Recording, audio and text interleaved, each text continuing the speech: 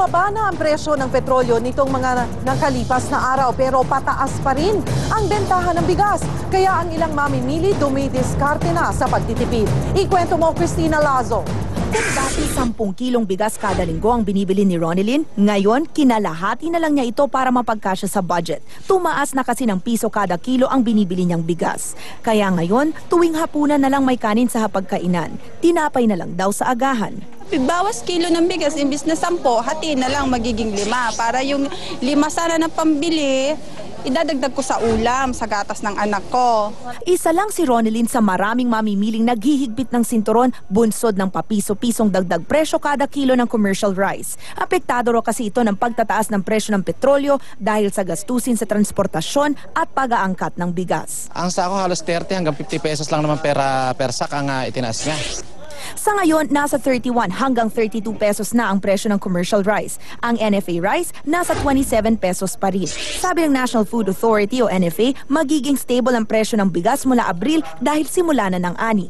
Inaasahang darating na rin sa bansa ang 200,000 metric tons na bigas na inangkat mula Vietnam.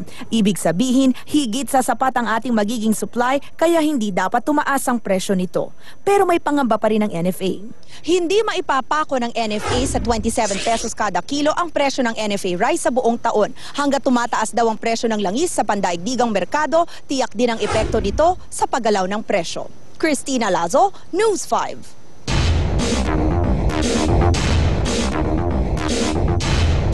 Sa ospital ang bagsak ng parehong biktima at sospek sa pananaksak sa isang bar sa Navotas. Nanlaban kasi ang biktima at nagawa namang hampasin sa ulo ang sospek.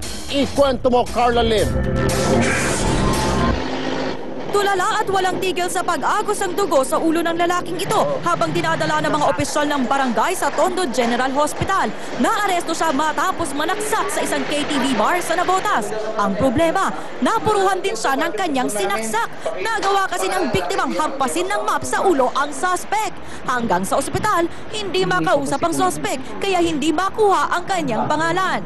Kasi galing na siya ng police headquarters, hindi siya ma-interview. Assessment nila, medyo hindi maganda yung pagkakatama sa ulo. Di nila pinabalik ng lying in. Dinala rin sa ospital ang biktimang si JP Panganiban. Hirap sa paghinga ang biktima dahil sa saksak ng ice pick sa dibdib. Pero nagawa pa rin niyang ikwento ang inkwentro nila ng suspect. Hindi ko kayo magkakilala? Hindi ko eh. Ano pinag-awayan ninyo? Hindi ko. Kaya ko lang nakakita yung buwinas na. Lasing ho ba yan? Mukha ko eh. Ayon sa may-ari ng bar at kaanak ng biktima, nabigla silang lahat sa pangyayari. Nag-aaboyan sila hanggang sinundan ko. Yun nung naabot ako na nag-aabot na. May tama na si Joyce Pangilinan. Na-recover sa suspect ang ice pick na ginamit sa pananaksak. Iniimbestigahan na ng mga pulis ang punot dulo ng away. Carla Lim, News 5. Mukhang hinahabol talaga ng malas ang isang binatilyo sa Parañaque. Matapos kasing kuyugin ng ilang kabataan na hit and run pa siya dahil sa kakatakbo palayo sa grupong humahabol sa kanya. Ikwento mo, Michelle Mediana. Umaangal pa sa sakit ang 16 anyo sa si Richie Franco nang datna ng News 5 na nakahandusay sa bahagi ito ng Sukat Road sa Parañaque kaninang madaling araw. Nabundol daw si Franco na isang hindi naplaka ang Silver Strada. Nang dumating ang rescue team, agad na sinuri ang mga pinsala ng biktima.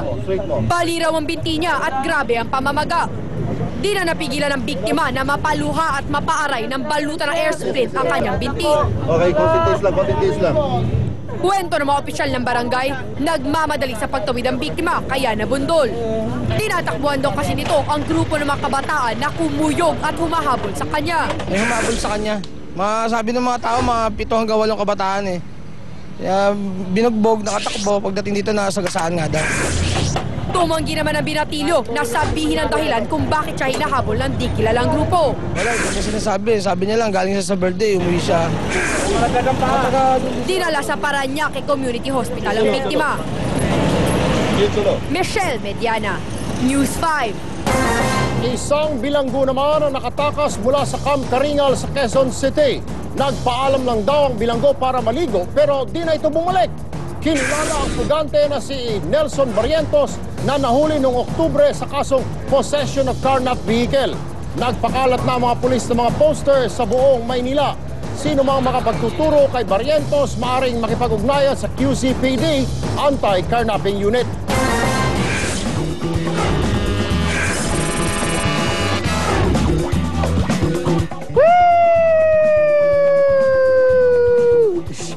Uy! Ang dami kong TV sa likod ah. Paano ko kaya ito lilinisin? Okay lang naman. Marami naman akong kamay eh. Tingnan nyo. O, bilib na kayo. Ako'y walang hilig. Basta sa sayawan. Matigas po kasi ang aking katawan. Pati mga robot. Talo pa ako minsan. Best dancer din kasi. Inyo pong ahangaan. Lahat ay tumakbo, nagpanik ng todo. Pagdating ng tatlong sa bakal kargado. Bukod sa tigasin, abay talentado. Hataw sa pagsayaw, parang maskulado. Sayaw daw nila'y bulok, parang inaantok. Ang comment ng isang robot na nag-amok. Kanya daw pagkanta, masubok at patok. Dahil matigas ang mukha mo, ikaw ang big time. You know how I feel. It's trivia time tungkol sa mga Titan na robot! Uy, lumampas ako ng ikot. Alam nyo ba na ang mga Titan na robot ay gawa ni Nick Fielding ng Cyberstein Robots? Pero teka kids, huwag na huwag kayong panilinlang sa mga Titan robots! Kasi Android costume lang to! Dahil may physically at electronically operated na ito ng tao. May tao sa loob niya na tamikat ng mga metal costumes na ito ay, naku po, 60 kilos lang naman! Ang bigat! Mag-iiwan na naman po ako ng isang kasabihan. Matigas man po ang inyong katawan pagdating sa sayawan. Ituloy nyo lang po yan. Sapagkat yan po ang patunay na matigas din ang mukha nyo. Talaga naman. Ito ba rin po si Makata? Nag-iiwan na naman ng impormasyon, edukasyon, leksyon, saan mang direksyon. Dito lang sa Aksyon! Woo! Susunod sa aksyon, 3 Pinoy na nadawit sa drug trafficking sa China, bibitayin na. Malacanang, may magagawa pa kaya? Japan, niyanig na naman ang malakas na aftershock radiation scanners na kinabit sa mga pier sa Maynila. Mapigilan kaya ang pagkalat dito ng radiation galing Japan? Panukalang gag order. Kapag nagsimula na ang impeachment hearing sa Senado, inalmahan ng ilang senador. Mga kapatid, gusto niyo bang magtabi ng pera sa bangko? May tips kami para di kayo magoyo. At bigating mga pangalan sa showbiz at media, nagsama-sama para maiwasang maulit ang pinsala sa Japan.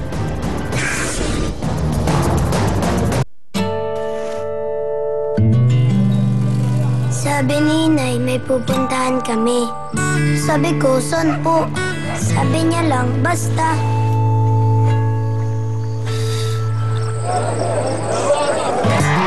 Di ko malilimutan.